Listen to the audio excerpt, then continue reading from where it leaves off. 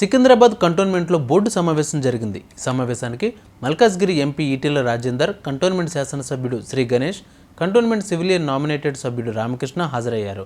కంటోన్మెంట్లో elevated కారిడార్లకు సంబంధించి ప్రజలకు ఎలాంటి ఇబ్బందులు లేకుండా పనులు ప్రారంభించాలని సమావేశంలో తీర్మానించారు. ఎలివేటెడ్ కారిడార్ల మూలంగా కంటోన్మెంట్ ప్రాంతం అభివృద్ధి చెందుతుందని తెలిపారు. పేద ప్రజల ఇళ్ల విషయంలో రాష్ట్ర ప్రభుత్వం చొరవ చూపి రెగ్యులరైజ్ చేయాలని కోరారు. కంటోన్మెంట్లో వారసత్వంగా ఖాళీగా ఉన్న 125 ఉద్యోగాలను వెంటనే భర్తీ చేయాలని డిమాండ్ చేశారు. పార్కుల అభివృద్ధితో పాటు కమ్యూనిటీ హాళ్లను శుభకార్యాలకు వినియోగించే విధంగా మార్చాలని మల్కాజ్గిరి ఎంపీ ఈటెల రాజేందర్ కోరారు. ఈ సందర్భంగా కంటోన్మెంట్ శాసనసభ్యుడు శ్రీ గణేష్ మాట్లాడుతూ, కంటోన్మెంట్ ప్రాంతంలో మోడీ కేంద్ర ప్రభుత్వం నుండి ఎలాంటి నిధులు రావట్లేదని, కేవలం రాష్ట్ర ప్రభుత్వం నుండి నిధులు మంజూరు అవుతున్నట్లు తెలిపారు. ప్రజల అభివృద్ధిని కాంక్షిస్తూ కాంగ్రెస్ ప్రభుత్వం అనేక అభివృద్ధి సంక్షేమ కార్యక్రమాలు చేపట్టిందని, త్వరలోనే కంటోన్మెంట్ ప్రాంతంలో స్పోర్ట్స్ కాంప్లెక్స్ కూడా నిర్మించేందుకు ప్రభుత్వం నిధులు మంజూరు చేయనున్నట్లు తెలిపారు. కంటోన్మెంట్ అభివృద్ధి ధ్యేయంగా కాంగ్రెస్ ప్రభుత్వం పనిచేస్తున్నట్లు పేర్కొన్నారు. అందరికీ నమస్కారం.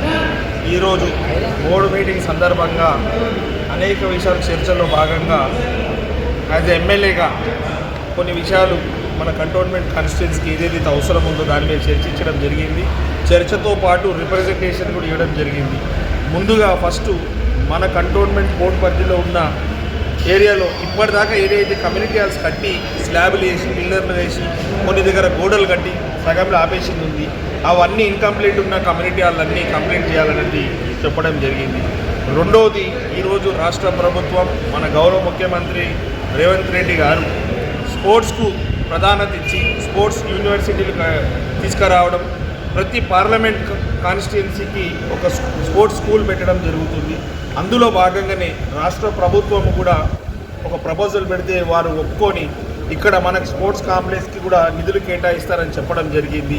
మన ధోబిఘాట్ గ్రౌండ్స్ని స్పోర్ట్స్ కాంప్లెక్స్కి కేటాయించాలని కూడా మాట్లాడడం, మరి రిప్రజెంటేషన్ ఇవ్వడం కూడా జరిగింది. అక్కడ ఒకవేళ స్పోర్ట్స్ కాంప్లెక్స్ కట్టుకోగలిగితే రాష్ట్ర ప్రభుత్వం నిధులు ఇస్తుంది.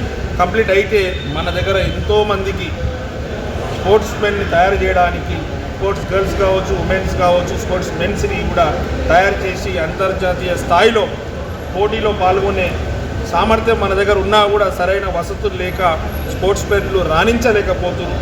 వాళ్ళందరూ రాణించాలనేది నా ఉద్దేశంతో స్పోర్ట్స్ కాంప్లెక్స్ కూడా కట్టాలని ప్రపోజల్ పెట్టడం జరిగింది. వీళ్ళు స్టేట్ గవర్నమెంట్ తోటి మాట్లాడుకొని కాంప్లెక్స్ కూడా వీళ్ళు ల్యాండ్ ఇస్తే కంటోన్మెంట్ వాళ్ళు మనకు అది వస్తుంది. అంతతో కాకుండా మెర్జర్ది కూడా ఎక్కడి దాకా వచ్చింది, మెర్జ్ కూడా కావాల్సిన అవసరం ఉందని కూడా మాట్లాడడం జరిగింది. ముఖ్యంగా ఒకసారి ఏమో మెర్జ్ చేస్తా అంటారు, మళ్ళీ ఒకసారి ఎలక్షన్ అని గత సంవత్సరం చేసి ఇప్పటిదాకా ఎలక్షన్ లేదు, సరిగ్గా మెర్జ్ లేదు. కాబట్టి దాని మీద ఎంపీ గారిది ఏంది ఒపీనియన్ అని కూడా అడగడం జరిగింది. వారెన్నో మెర్జ్ అయితే బాగుంటుంది, కానీ మెర్జ్కు వారికి మిగతా జరగాల్సినవి జరిగితే బాగుంటుందన్నారు.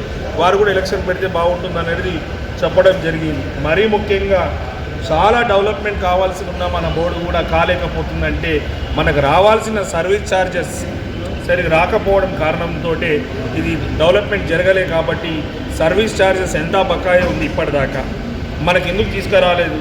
వేరే కంటోన్మెంట్ బోర్డ్స్కి సర్వీస్ ఛార్జెస్ వచ్చినా మన కంటోన్మెంట్ బోర్డ్కి ఎందుకు రాలేదని కూడా అడగడం జరిగింది. దాన్ని తీసుకురావాల్సిందిగా ఎంపీ గారిని కోరడం అయింది, అక్కడ ప్రెసిడెంట్ గారిని కూడా కోరడం అయింది. కాబట్టి ఆ ఫండ్స్ వస్తే బాగుంటుంది.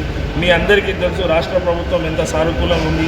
మొన్న కూడా 5.49 crores ఈ డెవలప్మెంట్కి నిధులు ఇచ్చింది. అదే మాదిరిగా నిధులు తీసుకురావాలని కూడా చెప్పడం జరిగింది. ఇంకా మెర్జు ఎలక్షను గత బోర్డు మీటింగ్లో కూడా ఏదైతే గాంధీ కమ్యూనిటీ హాల్ని కట్టాలని చెప్పడం జరిగింది, డంప్ యార్డ్ని అక్కడి నుంచి తొలగించాలని చెప్పడం జరిగింది. దాని మీద కూడా మళ్ళీ ఒకసారి ప్రస్తావన తీసుకురావడం జరిగింది.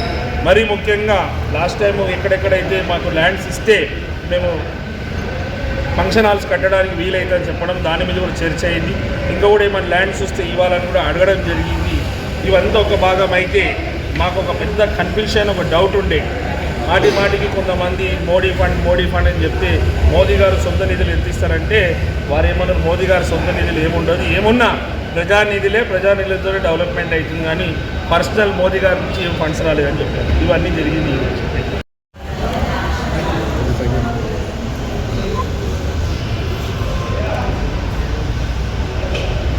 కంటోన్మెంట్ బోర్డు నుంచి కంటోన్మెంట్ ఏరియా నుంచి ఇక్కడ జూబ్లీ బస్ స్టాండ్ నుంచి మొదలుపెట్టి షామీర్పేట వరకు నిర్మాణమైనటువంటి ఫ్లైఓవర్ కానీ, పారడైజ్ చౌరస్తా నుంచి మొదలుపెట్టి మేడ్చల్ వరకు నిర్మాణమైనటువంటి ఫ్లైఓవర్ కానీ, ఈ రెండింటి విషయంలో కేంద్ర ప్రభుత్వం మొట్టమొదటిసారి దక్షిణ రంగానికి సంబంధించిన భూమిని ఇచ్చి హైదరాబాద్ అభివృద్ధికి తోడ్పాటు అందిస్తూ ఉంది. కాబట్టి ఇవాళ 200 ఫీట్ల విడ్త్ అనేటువంటి కాన్సెప్ట్ కంటే కూడా హైట్ ఎక్కువ నిర్మాణం చేసి కొంత విడ్త్ కింది లెవెల్లో విడ్త్ తగ్గించి మోడర్నైజేషన్కి ఎక్కడ విరాజం కలగకుండా ఉండదు.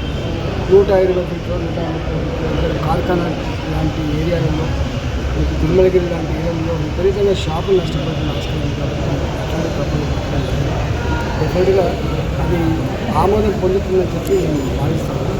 భారతీయ జనతా పార్టీగా మేముగా ఇలా అభివృద్ధిని కాన్షియస్ ప్రజలకు సంబంధించిన ఇబ్బందులు లేకుండా నెంబర్ 2, పేదవాళ్ళు అనేక సంవత్సరాలు ఇల్లు కట్టుకున్నారు. 30 ఏళ్ళుగా 40 ఏళ్ళుగా 50 ఏళ్ళుగా ఉన్నాయి. చిన్న 60 గజాలు 70 గజాలు నిర్మాణం చేసుకున్నారు. రాష్ట్ర ప్రభుత్వ పరంగా భూములు కంపెనీ చేసి వాటి అన్నింటిలో విడుదల చేయడానికి కాన్సెప్ట్ కూడా నేను ప్రయత్నిస్తున్నాను. మూడవది, ఈ కంటోన్మెంట్లో పనిచేసేది లేబర్ ఎవరైతే 40%, మరీ ముఖ్యంగా మున్సిపాలిటీలో మున్సిలో పనిచేసే లేబర్ ఎవరైతే వాళ్ళు 40 ఏళ్ళకి 45 ఏళ్ళకి చనిపోతారు. వాళ్ళకు 5% కంపాసిటీ పోస్ట్ ఇవ్వాలనేటువంటి సిస్టమ్ ఏదైతే ఉందో వీళ్ళకి వర్తించకూడదు. వీళ్ళు ఎక్కువ మంది చచ్చిపోతారు, 10% చచ్చిపోతారు, కనీసం చచ్చిపోతారు. వాళ్ళకి కంపాషన్ పోస్టులు ఎంతమంది అయితే చనిపోయిందో 125 ఆ 125 మందికి ఇలా వాళ్ళకు కంపాషన్ పోస్ట్ ఇవ్వాలని గురించి కూడా చర్చ జరిగింది. 4వది ఏంటంటే మురికి కాలువ నిర్మాణం కావచ్చు,